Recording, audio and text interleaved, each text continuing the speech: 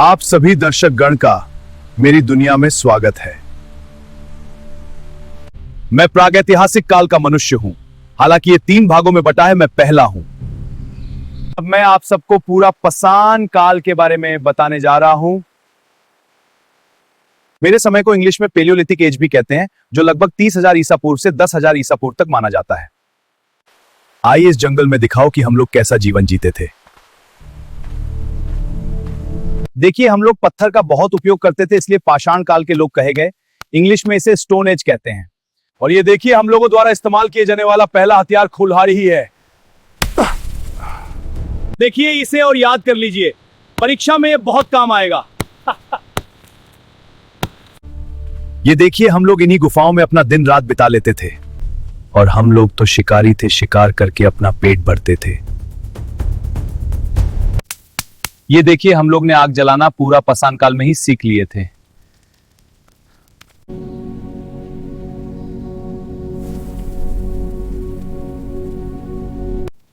धन्यवाद हे अग्निदेव, जीवन के लिए, इस अग्नि के लिए धन्यवाद। मैं आपका आभारी हूं। हमारे बारे में जानकर आपको कैसा लगा, कमेंट में जरूर बताएं। प्रागैतिहासिक काल में अब हम आगे बढ़ते हैं और भाग दूसरे में चलते हैं, जिसे मध्य पाषाण काल, मेसोलिथिक एज कहते हैं। इसका काल 10,000 ईसा पूर्व से 4,000 ईसा पूर्व तक था। हमने सबसे पहले कुत्ता पालना शुरू किया था। यही हमारा सबसे पहला पालतू जानवर बना। हमारा दूसरा पालतू जानवर घोड़ा बना, जिस पर सवार हो हम जहां चाहे वहां घूम सकते थे। इसका सबसे ठोस सबूत आपको मध्य प्रदेश के आदमगढ़ में मिलेगा, जहां हड्डियां गवाह बनकर चुपके से कहती हैं, हाँ, घोड़ा भी हमारा अपना ही था। आइए आपको हमारे जमाने के सारे हथियार दिखाऊं। छोटे, नुकीले, घातक। पूरा पाषाण काल के मुकाबले मध्य पाषाण में हथियार छोटे हो गए और अब शिकार करने में बहुत सारे सुधार आ गए। मध्य पाषाण काल से हमने धनुष बाण का प्रयोग करना शुरू किया। इससे शिकार करना बहुत आसान हो गया था। ये देखिए, हम लोगों ने मध्य पाषाण काल में ही मछली पकड़ना सीख लिया था। देखिए, हम लोग सिर्फ शिकार ही नहीं करते थे, हम फल भी तोड़कर खाते थे और उनका संग्रह भी करते थे। नदी, जंगल और पेड़ यही हमारे भोजन का आधार थे। हम लोग फल और फूल दोनों पसंद करते थे। जंगल हमें भोजन भी देता था और सुंदरता भी। हम लोग मध्य पाषाण काल में गुफाओं की दीवारों पर बहुत कुछ बनाते रहते थे। भले अच्छा नहीं बनता था, फिर भी बनाते रहते थे। हमारा एक प्रमुख शहर बागोर, राजस्थान भी है। और हमारा एक प्रमुख शहर सराय नहार राय, उत्तर प्रदेश भी है। उसके साथ ही मधा भी शामिल है। हमारा एक प्रमुख शहर लांगनाज, गुजरात भी है। हम लोगों ने अंत्योष्टि कार्यक्रम मध्य पाषाण काल में ही शुरू कर दिए थे। अंत्येष्टि कार्यक्रम उसी का दूसरा नाम है, अंतिम संस्कार। इसी के साथ खत्म होता है आपका ये मध्य पाषाण काल। हेलो गाइस, आज हम पहुंच चुके हैं प्रागैतिहासिक काल के तीसरे पार्ट पर, नवपाषाण काल पर, जो 4000 से 2500 ईसा पूर्व तक था। नवपाषाण काल में हमने खेती करना प्रारंभ कर दिया और इसके कारण अब हम अस्थायी निवास करने लगे। हमने सबसे पहले गेहूं और जौ की खेती की। इसका सबसे पुराना सबूत मिलता है पाकिस्तान के मेहरगढ़ में, 7000 ईसा पूर्व। हम धान की भी खेती करते थे, जिसका प्रमाण इलाहाबाद के कोल्डीवा से मिलता है।